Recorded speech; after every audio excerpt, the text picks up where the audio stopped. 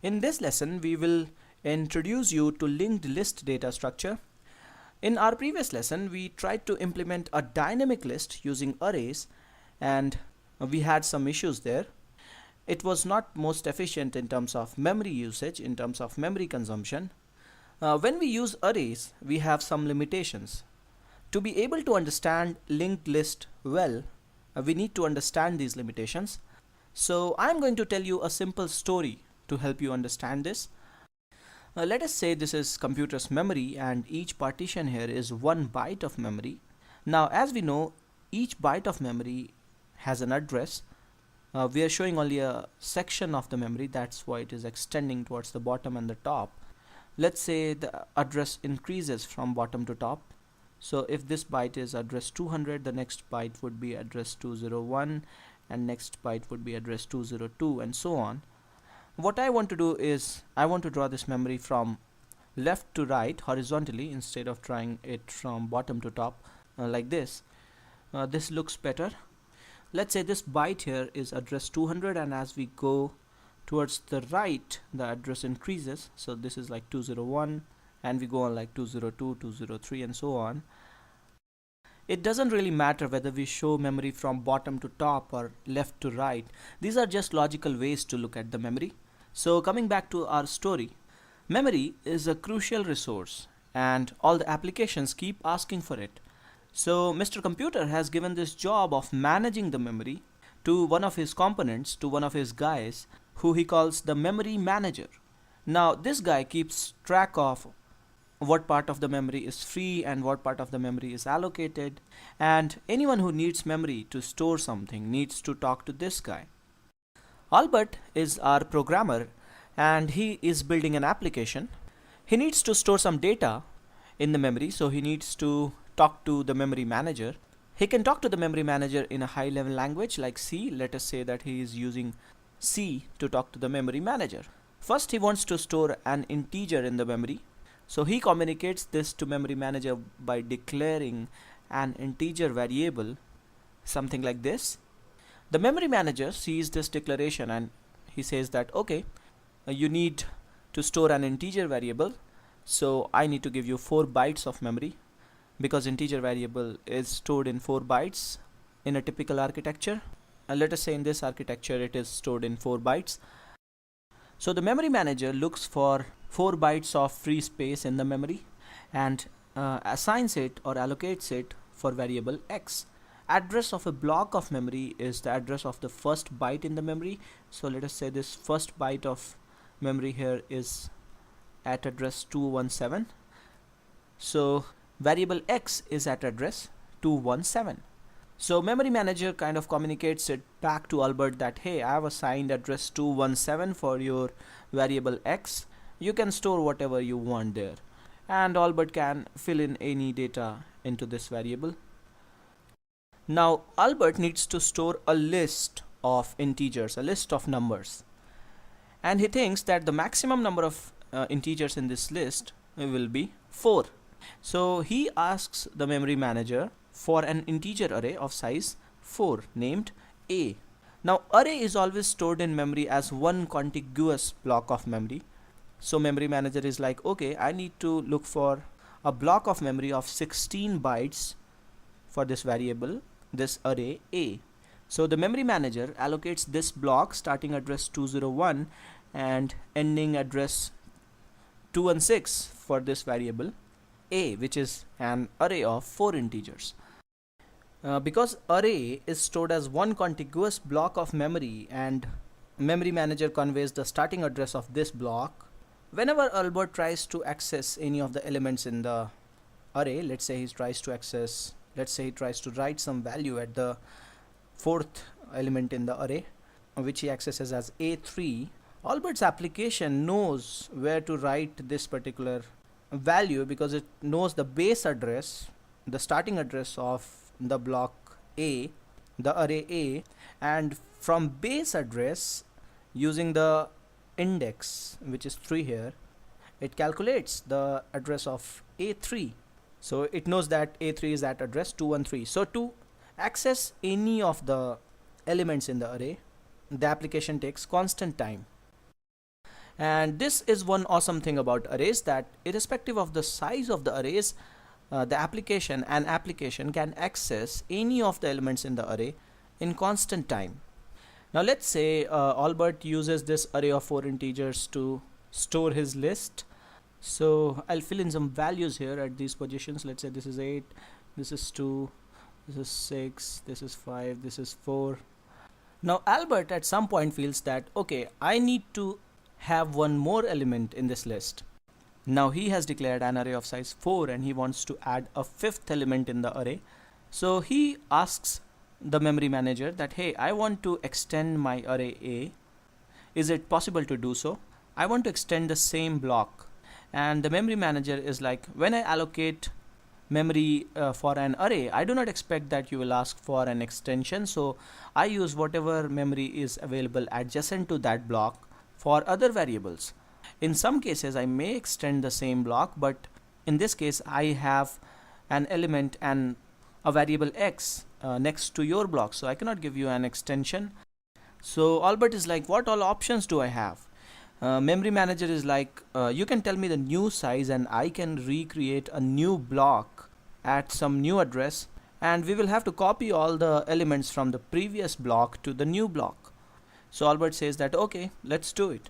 But the memory manager is like, you still need to give me the size of the new block. Albert thinks that this time he'll give a really large size for the new array or the new block so that it does not fill up. This new block starting address 224 is allocated. Albert asks memory manager to free the previous block, and this is some cost. He has to copy all the elements, all the numbers from the previous block into the new block, and now he can add one more element to this list. And he has kept his array large this time, just in case he needs more numbers in the list. So the only option that Albert had was to create A as an entirely new block, as an entirely new array. And Albert is still feeling bad because if the list is too small, he is not using some part of the array, and so memory is getting wasted. And if the list again grows too much, he will again have to create a new array, a new block, and he will again have to copy all the elements from the previous block into the new block. Albert is desperately seeking a solution to this problem, and the solution to this problem is a data structure named linked list. So let us now try to understand linked list data structure and see how it solves Albert's problem.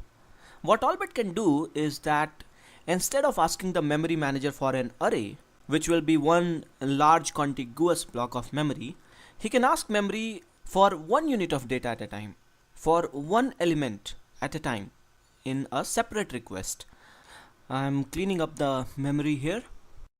Once again, let's say Albert wants to store this list of 4 integers in the memory. What if he requests memory for one integer at a time? So first he pings memory manager for some memory to store number 6. Memory manager will be like, okay, you need space to store an integer, so you get this block of 4 bytes at address 204. So Albert can store number 6 here. Now Albert makes another request, a separate request for number 5. Let's say he gets this block starting address 217 for number 5. Because he makes a separate request, he may or may not get memory adjacent to number 6. Higher probabilities that he will not get an adjacent memory location. So similarly, Albert makes separate requests for number 4 and 2. So let's say he gets these 2 blocks at address 232 and 242 respectively for numbers 4 and 2. So as you can see, when Albert makes separate requests for each integer, instead of getting one contiguous block of memory, he gets these disjoint, non-contiguous blocks of memory. So we need to store some more information here. We need to store the information that this is the first element in the list and this is the second element in this list. So we need to link these blocks together somehow. With an array, it was very simple. We had one contiguous block of memory, so we knew where a particular element is by calculating its address using the starting address of the block and the position of the element in the array. But here we need to store the information that this is the first block which stores the first element, and this is the second block which stores the second element, and so on. To link these blocks together and to store the information that this is the first block in the list and this is the second block in the list, what we can do is that we can store some extra information with each block. So what if we can have two parts in each block, something like this, and in one part of the block we store the data or the value, and in the other part of the block we store the address of the next block. In this example, in the first block, the address part would be 217, the address of the next block that stores 5, and in this next block or the second block, the address part would be 232. In the block at address 232, we will store the address 242, the address of the next block that stores number 2, and the block at 242 is the last block. There is no next block after this, so in the address part we can have address as 0. 0 is invalid address. 0 can be used to mark that this is the end of the list. There is no link to the next node or next block after this particular block. So Albert now actually has to request a memory manager for a block of memory that will store two variables. One, an integer variable that will store the value of our element, and one, a pointer variable that will store the address of the next block or the next node in the list. In C, he can define a type named node like this. He will have two fields in the node, one to store the data. This field will be an integer, and one more field to store the address of the next node in the list. So Albert will ask a node. Albert will ask memory for a node from the memory manager, and the memory manager will be like, okay, you need a node that needs 4 bytes for an integer variable and 4 more bytes for the pointer variable that will store the address. Pointer variable also in a typical architecture is stored in 4 bytes. So now memory manager gives us a block of 8 bytes and we call this block a node. Now notice that the second field in the node structure is node star, which means pointer to node. So this field will only store an address of the next node in the list. So if we store the list like this in the memory as these non-contiguous nodes connected to each other, then this is a linked list data structure. Logical view of the linked list data structure will be something like this. Data is stored in these nodes and each node stores the data as well as the link to the next node. So each node kind of points to the next node. The first node is also called the head node, and the only information about the list that we keep all the time is address of the head node or address of the first node. So address of the head node kind of gives us access to the complete list. The address in the last node is null or 0, which means that the last node does not point to any other node. Now if we want to traverse the linked list, the only way to do it is we start at the head, we go to the first guy, and then we ask the first guy the address of the next guy, address of the next node, and then we go to the next node and ask the address of the next node. And this is the only way to access the elements in the linked list. If we want to insert a node in the linked list, let's say we want to add number 3 at the end of the linked list, then all we need to do is first create a node in the linked list. Create a node independently and separately. It will get some memory location. So we created this node with value 3. Now all we need to do is fill the address properly, adjust these links properly. So the address of this particular node will be filled in this node with value 2, and this node, the address part can be null, so it is the last node. It does not point to any other node. Let's also show this these nodes in the memory here. So I've written the address of each node in brown at top of these nodes, and I've also filled in this address field of each node. Let's say the node for value 3 gets address 252. So this is how things will be in the memory, and this is how the logical view will be.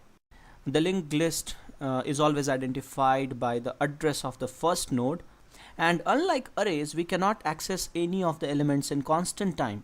In the case of arrays, using the starting address of the block of memory and using the position of the element in the list, we could calculate the address of the element.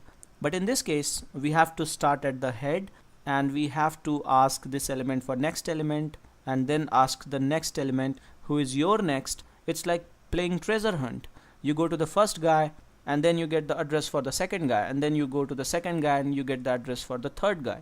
So the time taken to access elements will be proportional to the size of the list. Let's say the size of the list is n. There are n elements in the list. In the worst case, to traverse the last element, you will go through all the elements. So time taken to access elements is proportional to n, or in other words, we say that this operation will cost us, or rather the time complexity of this operation is big O of n. Insertion into the list. We can insert anywhere in the list. We first need to create a node and just adjust these links properly. Like say I want 10 at third position in the list, so all we need to do is create a node, store the value 10 in the data part, something like this. Let's say we get the node 10 at address 310. So we will adjust the address field in the second node to point to this node with address 310, and this node will point to the node with value 4. Now to insert also, we will have to traverse the list and go to that particular position, and so this will be big O of n again in terms of time complexity. The only thing is that the insertion will be a simple operation. We will not have to do all the shifts as we had to do in an array. To insert something in between, we had to shift all the elements by one position towards higher indices. Similarly, to delete something from this list will also be on. So we can see some good things about linked list. There is no extra use of memory in the sense that some memory is unused. We are using some extra memory. We are using some extra memory to store the addresses, but we have the benefit that we create nodes as and when we want, and we can also free the nodes as and when we want. We do not have to guess the size of the list beforehand like in the case of arrays. We will discuss all the operations on linked list and the cost of these operations, as well as comparison with arrays in our next lessons. We will also be implementing linked list in C or C++. So this is all for a basic introduction to linked list. Thanks for watching.